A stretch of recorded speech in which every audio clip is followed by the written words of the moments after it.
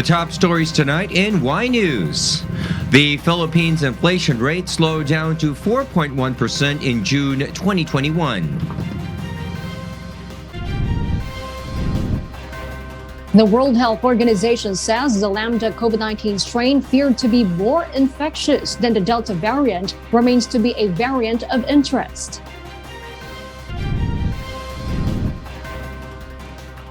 Several senators are pushing for a thorough probe into the military transport plane crash in Cebu that killed 53 people. Malacanang slams President Rodrigo Duterte's inclusion in this year's Press Freedom Predators list of a global media watchdog. And the public is advised to refrain from buying and eating fish from Taal Lake and Batangas Province. Thousands of people get fake COVID-19 vaccine shots in an alleged vaccine scam in India. Good evening, Philippines and the world. We are now reporting live from Commonwealth, Quezon City, and today is Tuesday, July 6, 2021. I am William Theo. Join us in the next hour as we deliver today's top stories around the country and in other parts of the world. I'm Angelo Castro III.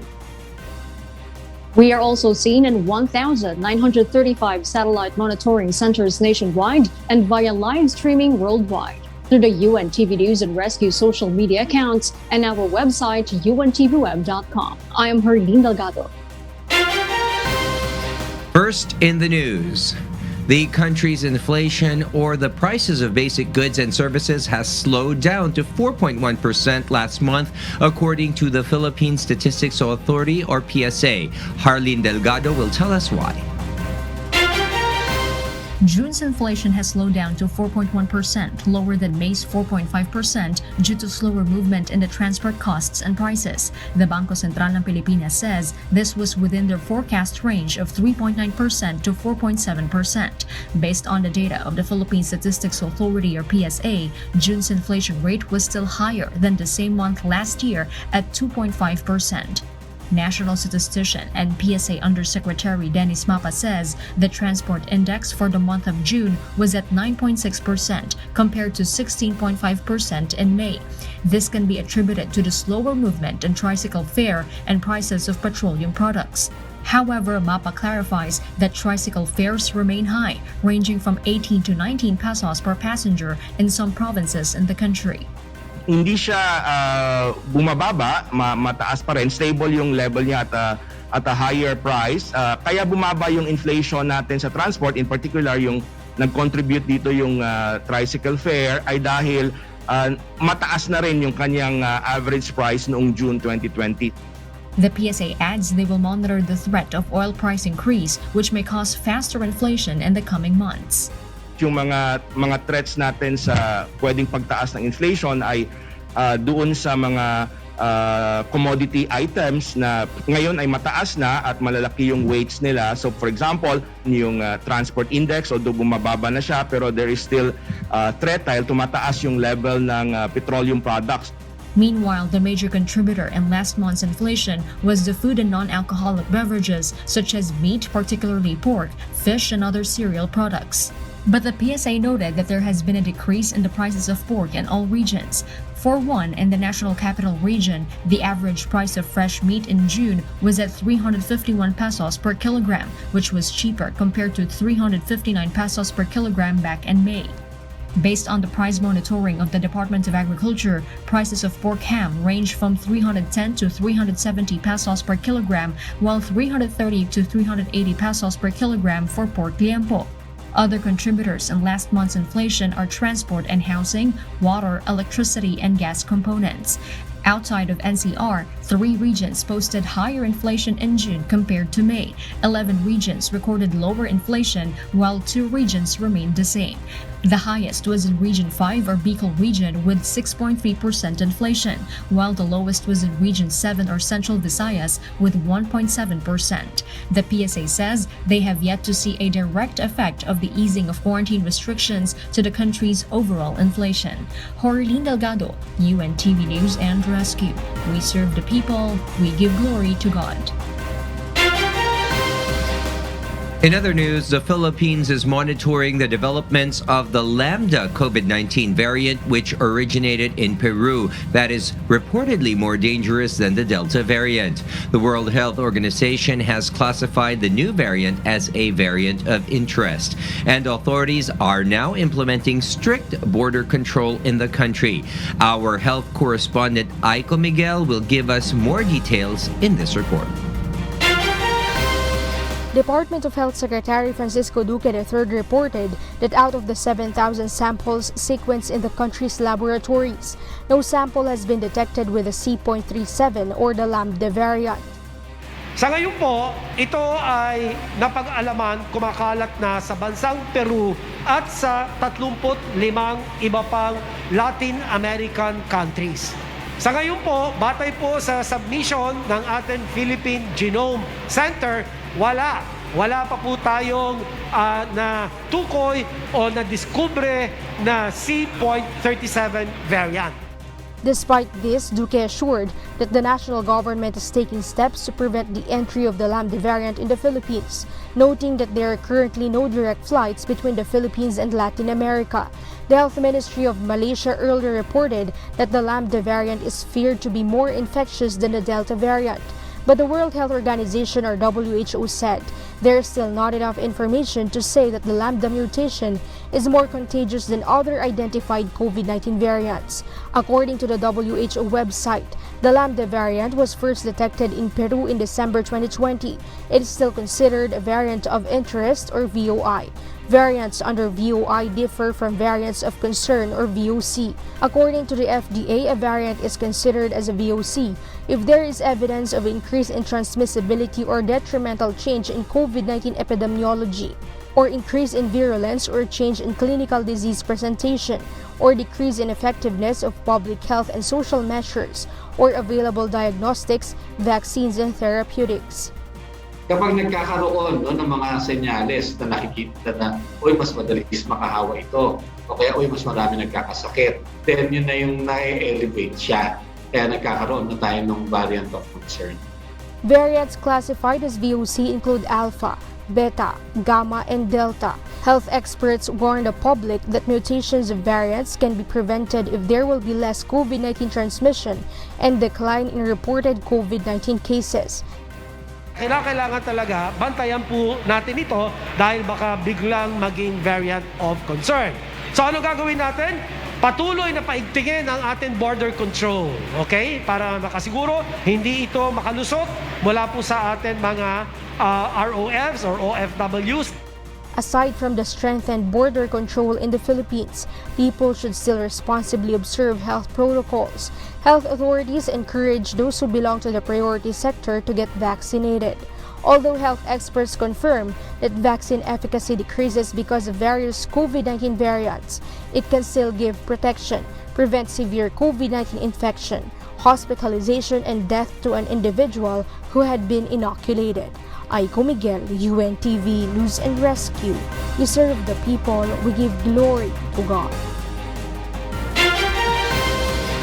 The Philippines confirmed 4,114 new cases of novel coronavirus disease or COVID-19, pushing the total tally to 1,445,832.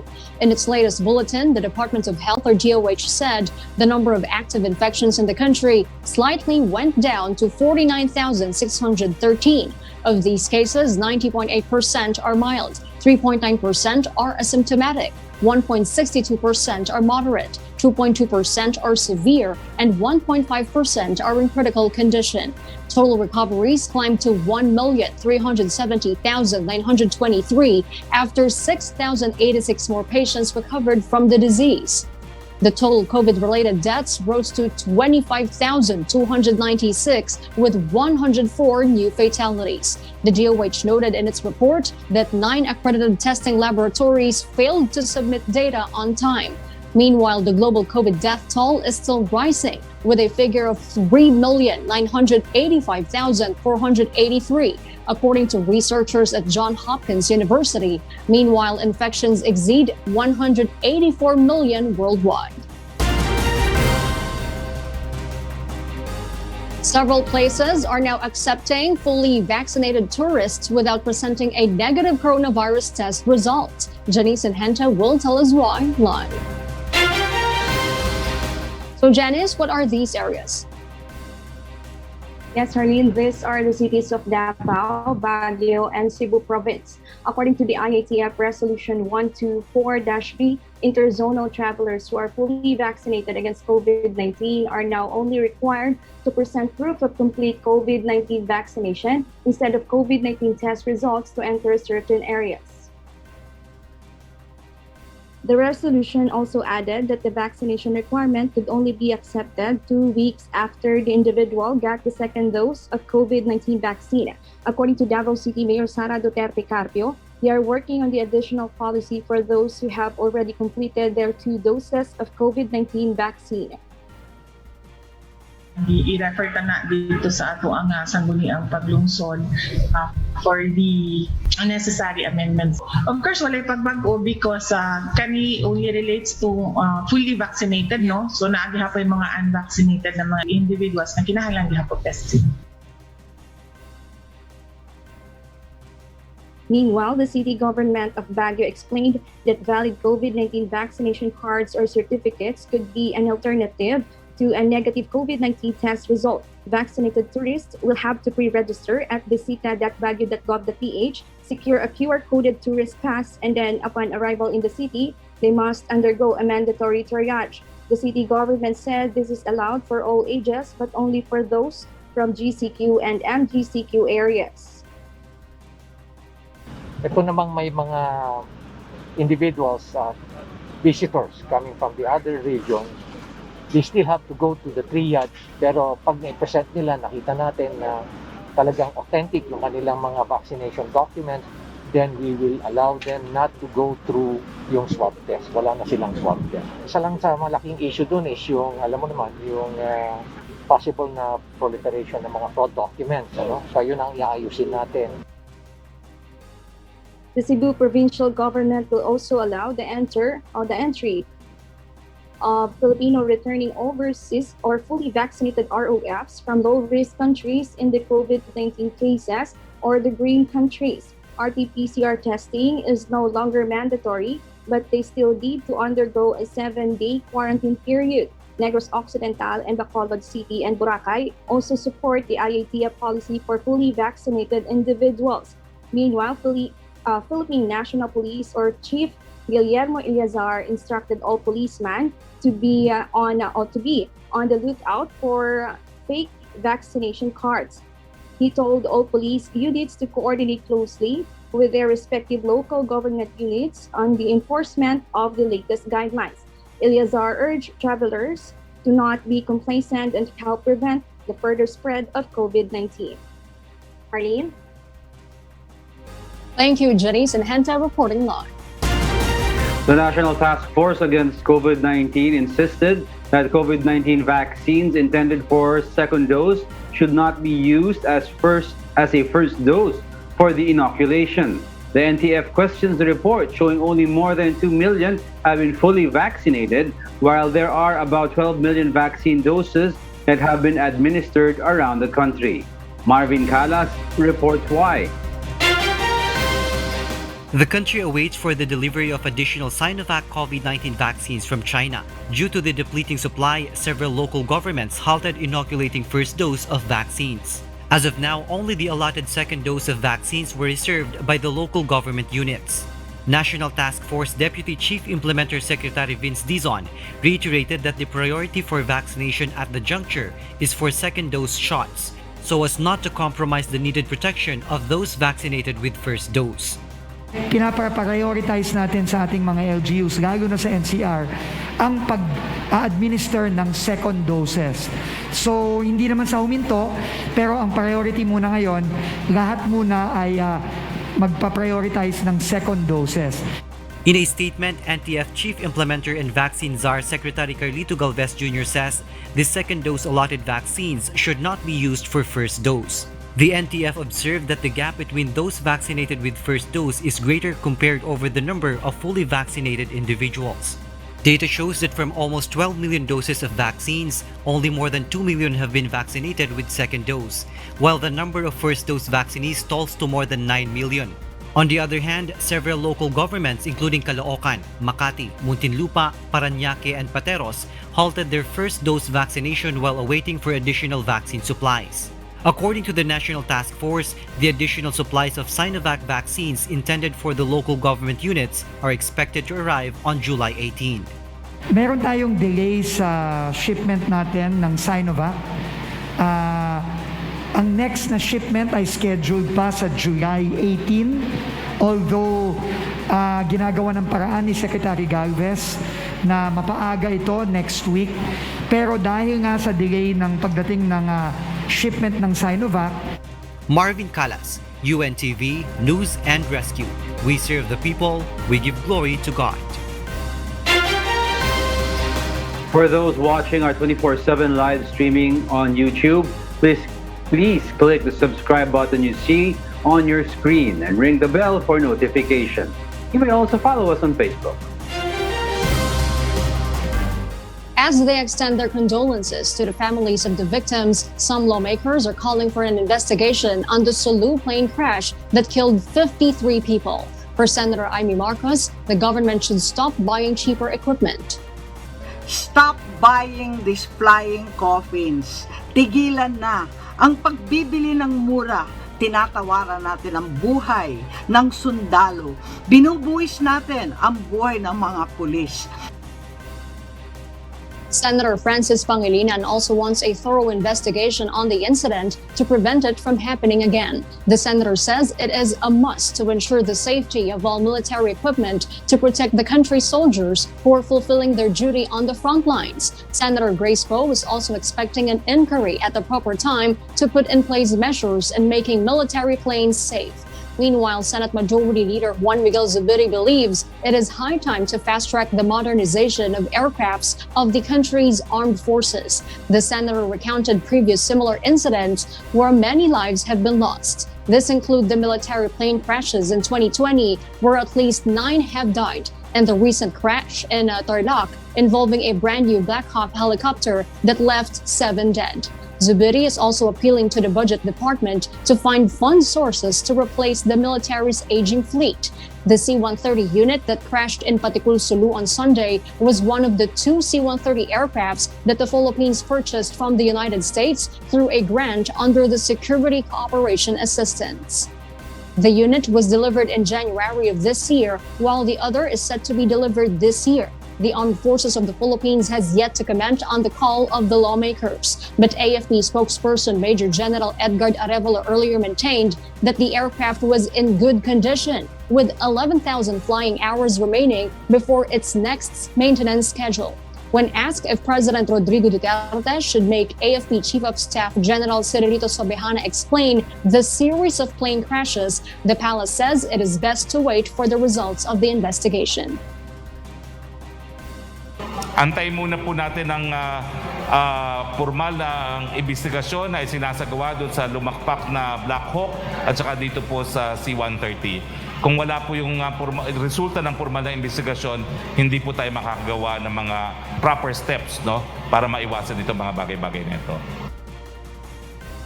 Defense Secretary Delfin Lorenzana earlier ordered a full investigation on the mishap. Meanwhile, Senator Manny Pacquiao says he will extend financial help worth 50,000 pesos to each family of those who perished, while 20,000 pesos will be given to those who were injured. Meanwhile, President Rodrigo Duterte pledged to extend all the help to the victims of the tragic military plane crash in Cebu that killed 53 people. Meanwhile, a flight manifest obtained by UNTV shows that 84 passengers signed the list. Leia Ilagan reports 1. Armed Forces of the Philippines Chief of Staff General Cirilito Subihana named the 2 of the 50 AFP personnel killed in C-130 crash in Barangay Bangkal, Patikul, Sulu, Sunday morning. One of them is Lieutenant Sheena Alexandria, the nurse who belonged to the AFP Medical Force, and one of the pilots, Major Emmanuel Macalintal. Macalintal was one of the 5 soldiers posthumously awarded by President Rodrigo Duterte of the Order of Lapu-Lapu with the rank of Kalasag. The life of a soldier is always valuable, whether in the fields of fighting or events such as this. They died for our country. The other 4 who received the same award are Private Mel Mark Angala, Private First Class Felizalde Provido, Technical Sergeant Mark Anthony Agana, and Captain Higelio Imiterio. Of the said names, only Private Angala and Private First Class Provido were in the passenger manifest obtained by UNTV. The passenger manifest stated that from Colonel Jesus Villamor Air Base, the C-130 flies to Lumbia Airport in Cagayan de Oro to ferry the incoming commander of 4th Infantry Division and shuttle the personnel from Laguindingan Airport to Hulo. 84 passengers signed the flight manifest. However, the AFP reported that C-130 plane is carrying 96 passengers in total, including the 3 pilots and 5 crew members. President Duterte expressed his sorrow over the tragic event and gave his assurance that help would be given to soldiers' families. He particularly mentioned providing monetary assistance, providing for the education for the soldiers' children, and giving prostheses to troops who lost their limbs. I assure you that I will add more benefits for your family. Ang importante naman, tayo kung magano tayo, okay lang sa atin. But what is very important really is that the family that you leave behind will have the same privileges. And importante niya ng eskwela, which we have set up a foundation for that, to see them through to college. Pagkaabot naman ng kurso sa kolehiyo. Subihana says medical experts are still in the process of identifying the other victims. Leia Ilagan, UNTV, News and Rescue. We serve the people, we give glory to God. Presidential spokesperson Harry Roque defended President Rodrigo Duterte's record on dealing with journalists after being tagged as among the so-called press freedom predators. Rosa Licos explains why. Press freedom is alive in the Philippines. This is the response of Malacanang after France-based global watchdog Reporters Without Borders, or RSF, published its 2021 list of predators of press freedom. RSF has included President Rodrigo Duterte as one of those who trample on press freedom. Absolutely bereft of merit. Wala po talagang basihan na media predator ang ating presidente. RSF said President Duterte, together with Russian President Vladimir Putin, Chinese President Xi Jinping, and 34 other heads of states and governments, have their own style of oppressing journalists. The international non-governmental organization said, through coalition at all levels, the Philippine chief executive has an arsenal that he can use to wage total war against journalists. This includes charges of defamation, tax evasion, rescinding broadcast licenses, and army of trolls to harass journalists online. RSF also mentioned about what happened to Philippine Daily Inquirer, ABS-CBN, and Rappler News website during the Duterte administration. But Secretary Roque defended the Philippine government and insisted that even the findings of the former chief prosecutor of the International Criminal Court quoted the reports of news organization critical of the government, proof that freedom of the press is well in the country. Rosa Licos, UNTV News and Rescue. We serve the people, we give glory to God. The Department of Labor and Employment slams the recent inclusion of the Philippines on the list of 10 worst countries for workers in the world. Ray Pelayo explains why. The Philippines once again landed on the top 10 list of worst countries for working people, according to the 2021 Global Rights Index of the International Trade Union Confederation, or ITUC.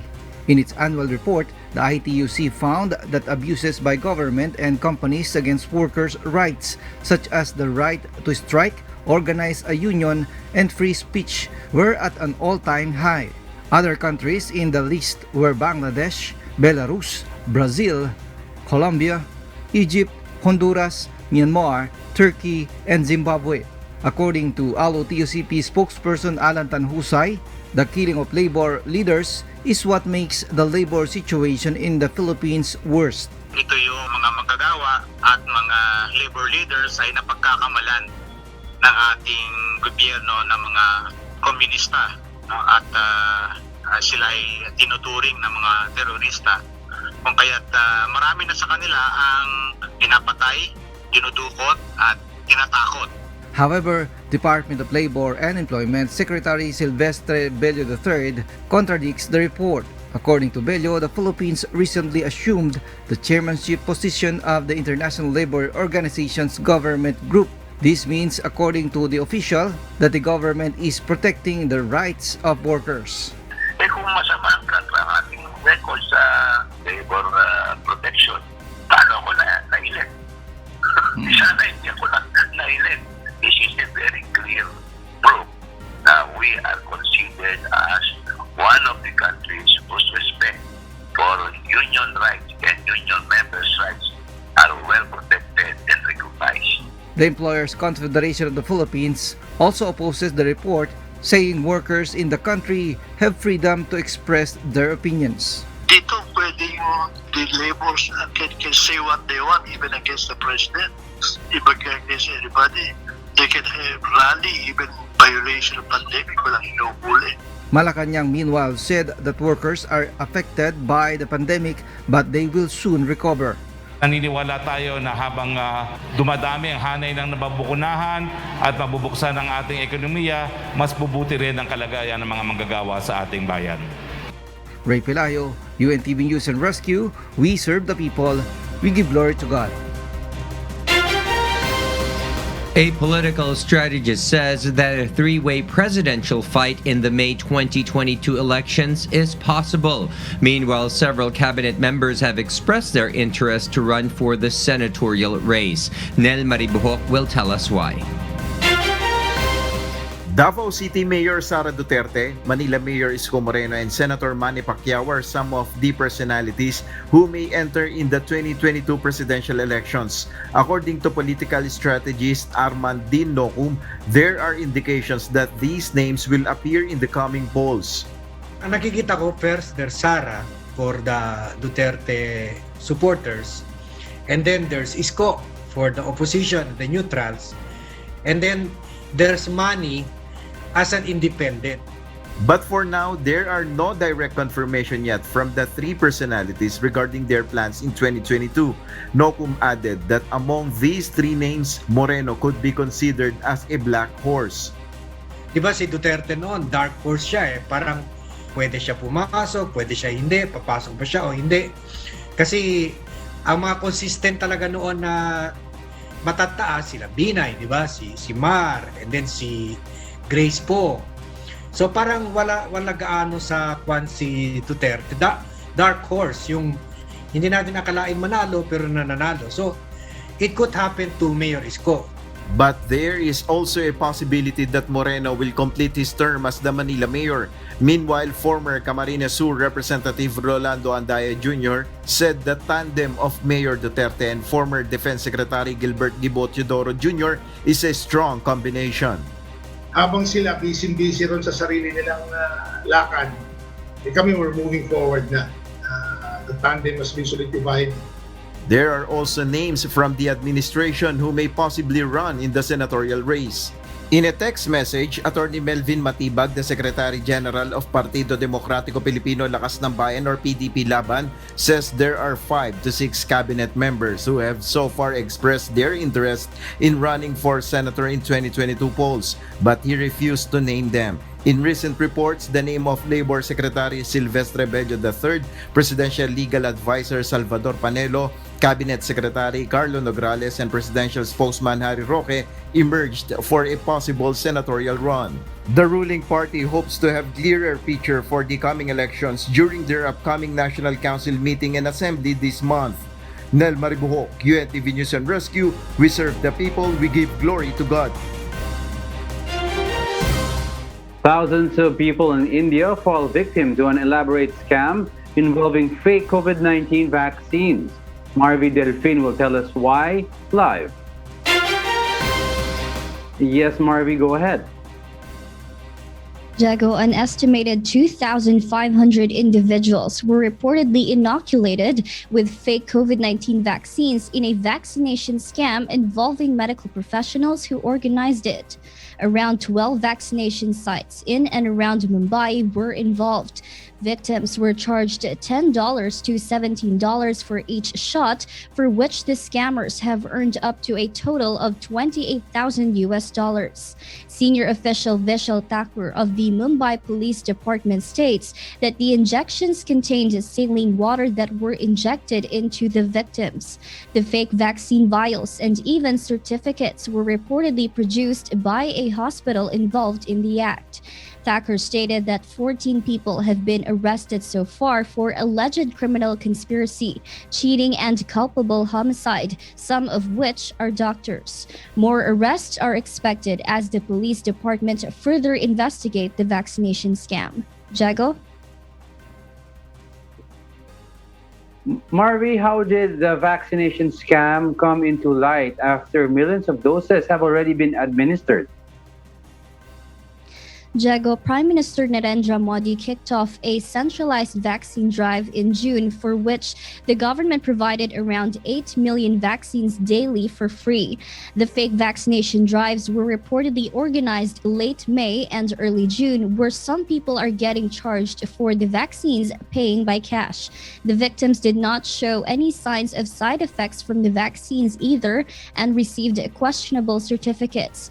They have since reported their suspicions of the scam to authorities. The Bombay High Court has now been urging state and local authorities to act against further possible scams. Back to you, Jago.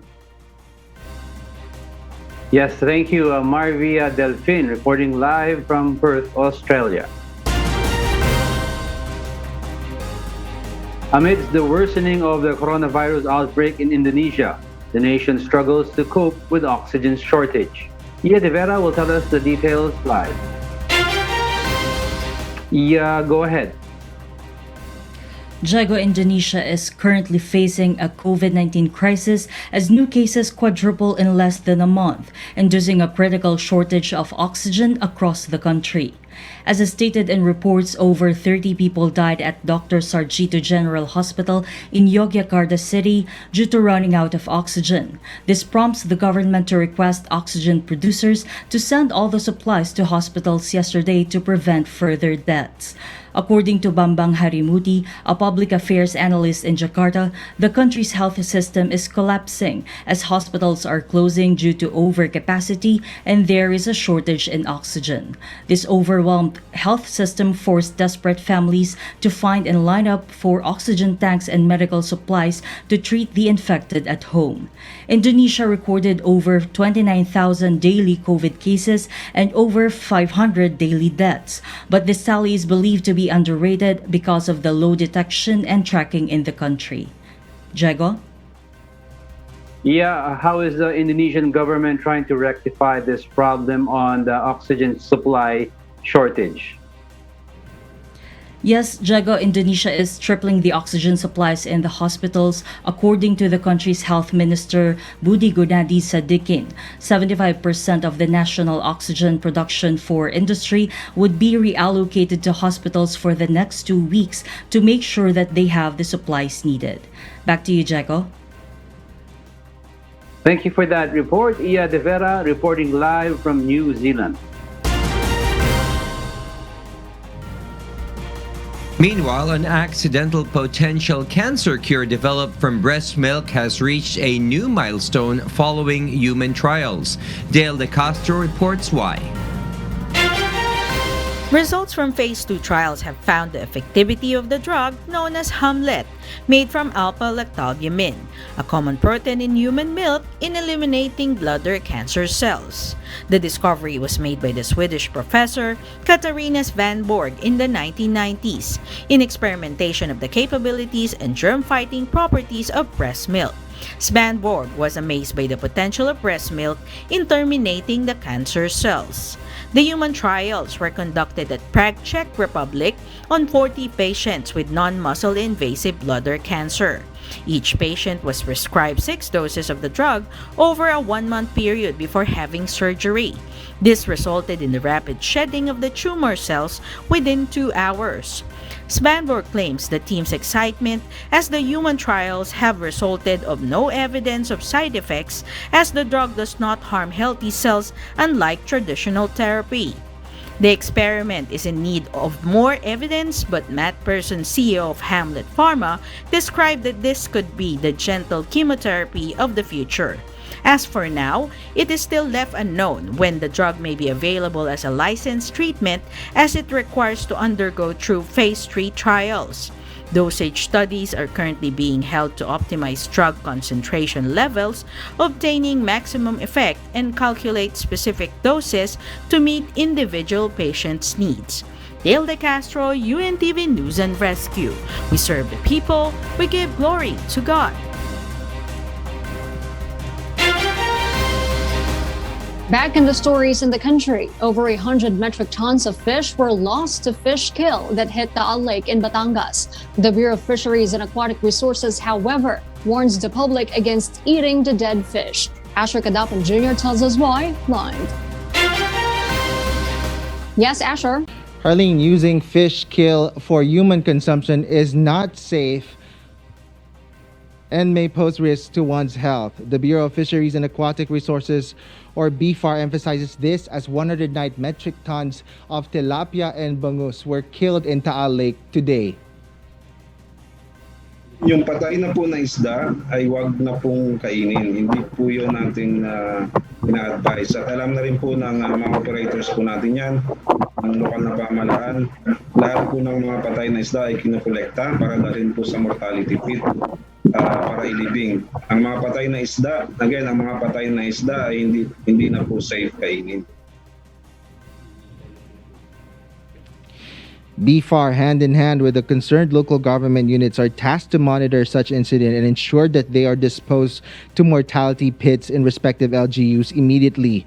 The agency explains that the fish kill is due to the depletion of dissolved oxygen in specific areas in the lake due to several factors. But BFAR clarifies that its cause has no direct relation to the emission of volcanic gas, particularly sulfur dioxide from the Taal volcano. If the dissolved oxygen will continue to be depleted, more instances of fish kill may occur. In these cases, fishermen and fish pen operators are advised to conduct emergency harvest or towing of their fish pens for relocation.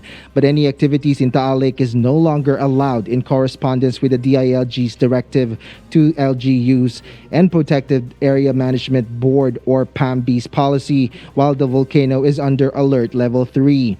Philippine Coast Guard Substation Batangas Commander Captain Jeronimo B. Tavilla explains that its implementation is also for the sake of the fishermen against high sulfur dioxide gas emission, which is harmful to the health. Captain Tavilla assures that there is sufficient number of law enforcers who will stringently implement the said instruction.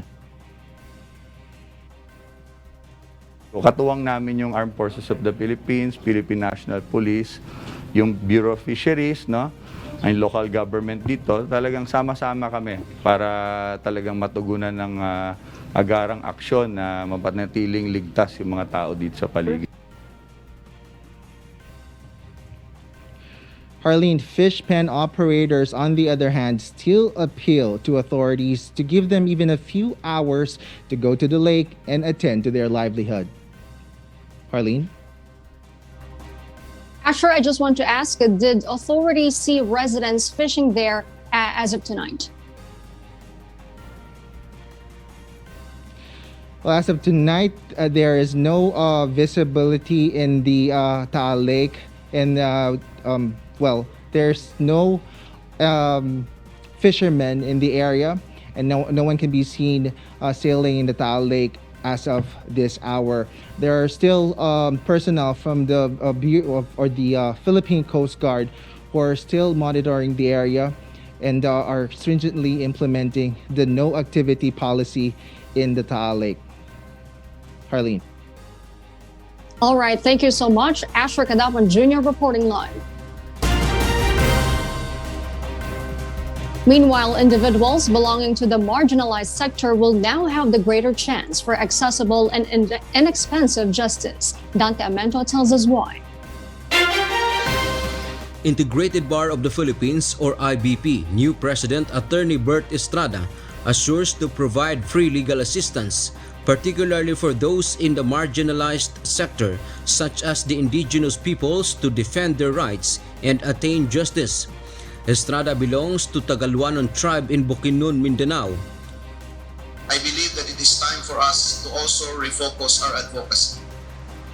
From representing indigent litigants as individuals, IBP will also promote community-based free legal aid advocacy for the marginalized sectors, including but not limited to the indigenous peoples and indigenous cultural communities, small farmers, and fisher folks. This is apart from assuring their members' welfare and safety. Supreme Court Chief Justice Alexander Hismundo, on the other hand, says the current pandemic should not hamper the legal system in the country. It is the perfect time for IBP to help the judiciary to perform its duty for the fast promulgation of justice. With all the challenges the court is facing today, there is no better time for the IBP to render its full support to the judiciary than now. Chief Justice Alexander Hismundo plans to have e-court system or online filing of cases until resolution thereof. Undeniably, technological advances are now shaping the way we do our work. To keep up, the court plans to install an e-court system that would enhance court workflow processes and increase virtual access to the courts. This system will cover the whole process, from the filing of complaints to the promulgation and execution of judgment. SC has also adopted the conduct of video conferencing hearings amid the COVID-19 pandemic. Court data show last June 4, 2021, over 327,000 video conferencing hearings conducted, which 303,189 was for criminal cases, and a total of 90,040 persons deprived of liberties or PDLs were released. Hismundo has recently disclosed to set a maximum of 2 years for the cases, especially those that reached their level to have resolution. Dante Amento, UNTV, News and Rescue. We serve the people. We give glory to God. And before we close, we will leave you with the final word, giving glory to God, from the book of Proverbs chapter 27, verse 6. It says, "Faithful are the wounds of a friend, but the kisses of an enemy are deceitful."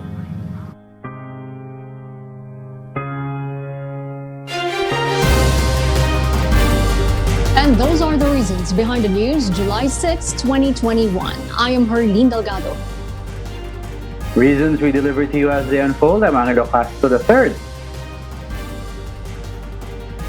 And because we need to know, we will always ask why. I am William Theo. We serve the people. We give glory to God.